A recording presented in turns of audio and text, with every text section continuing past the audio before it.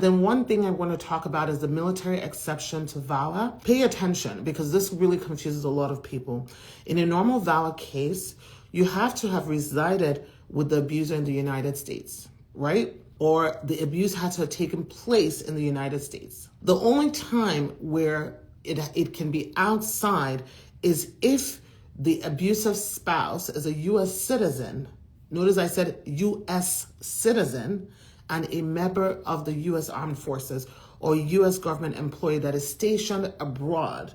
If that is the case, you can still file VAWA if the abuse occurred outside the United States. So are you listening? The abuse occurred outside the United States and the person was in the military. Then that is when you can use the military exception. So whether you were abroad when the abuse, you were abroad when you filed, you can be permitted to use that exception. Or if you're living in the United States, but that abuse was part of the person being in the military, outside the United States. So that is when you'd be able to use the military exception. They also call it like a military government overseas exception.